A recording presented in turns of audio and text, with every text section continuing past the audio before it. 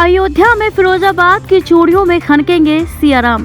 फिरोजाबाद जिले से राम मंदिर की प्राण प्रतिष्ठा समारोह में भाग लेने वाली महिला शक्ति की कलाई पर सुहाग नगरी निर्मित रंग बिरंगी चूड़ियां खनकेंगी। खास तौर पर अयोध्या में भेजने के लिए बनाई गई चूड़ियों पर भगवान राम, सीता और राम दरबार के अन्य देवी देवताओं के चित्र पर उकेरे गए हैं।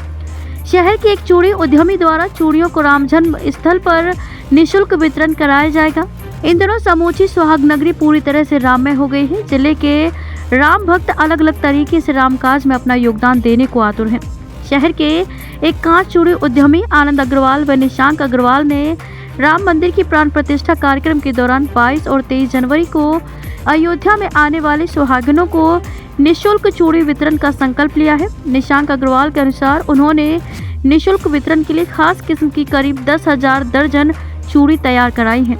चूड़ी उद्यमी द्वारा अयोध्या आने वाली सुहागिनों को निःशुल्क वितरण को तैयार की गई चूड़ियों पर राम, सीता जी के अलावा राम के अनन्य भक्त हनुमान, राम, लक्ष्मण, भरत और शत्रुघ्न के अलावा अन्य देवी देवताओं की आकृतियां उकेरी हैं।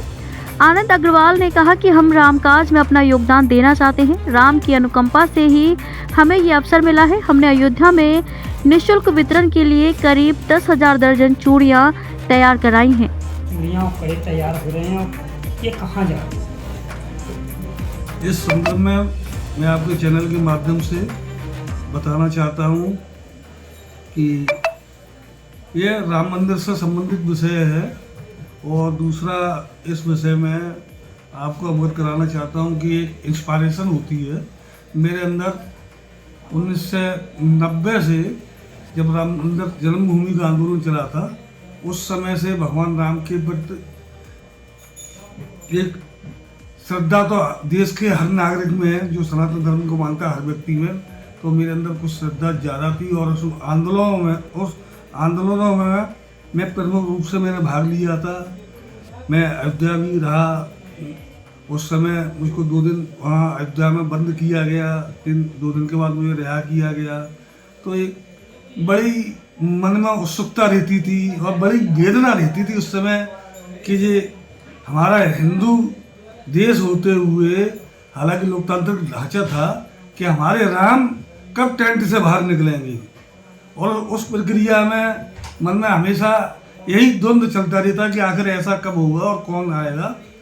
सौभाग्य से कालखंड में कालांतर के बाद 2014 में माननीय प्रधानमंत्री मोदी जी के नेतृत्व में भाजपा की सरकार बनी और भाजपा की सरकार बनने के उपरांत उन्होंने और RSS का अनुवांशिक संगठन विश्व हिंदू परिषद ने राम मंदिर जन्मभूमि के लिए बड़ी तेज़ी से प्रयास किए। और बहुत ज़्यादा लंबा हिस्ट्री में नहीं जाना चाहता हूँ कि बहुत ज़्यादा लंबी हिस्ट्री में जाऊँगा तो शायद बहुत लंबा समय लगेगा।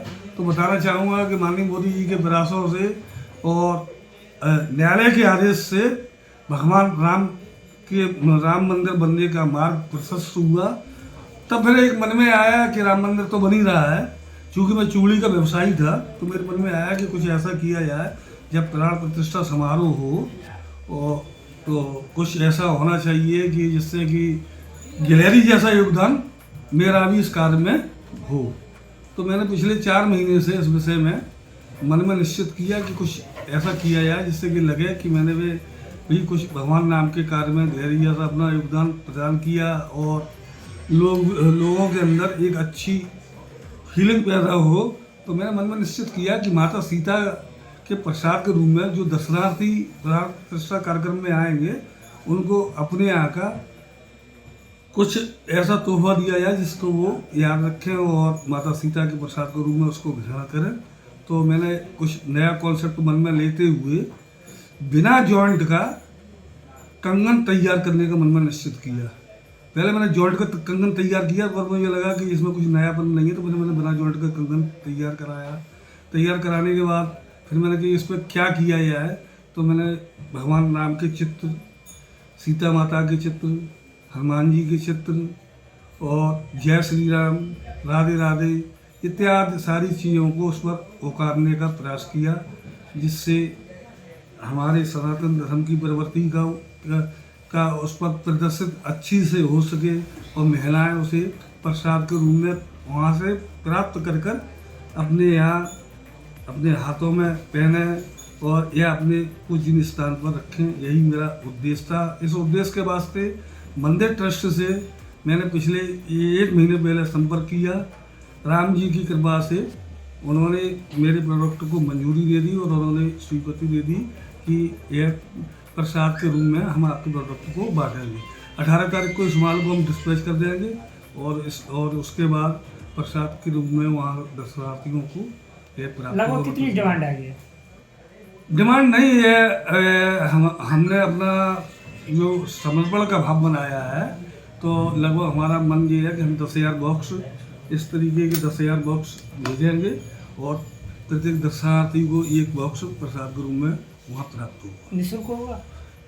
हाँ, जब समर्पण है तो निश्चित रूप से निःशुल्क होगा। कर रहे हैं जी। वो क्या हिंदू मुस्लिम और दोनों मिलके बना रहे हैं, किस तरह के? नहीं, हमारे यहाँ मतलब ये है कि इस बात को मैं निसंकोच कह सकता हूँ कि कलात्मक क्षेत्र में दोनों ही लोगों का उसमें योगदान है, क्योंकि इसमें गोल्ड का वर्क भी है और बहुत सारे वर्क हैं जो इसमें एक लेयर बनाई गई कई केमिकलों से मिलकर।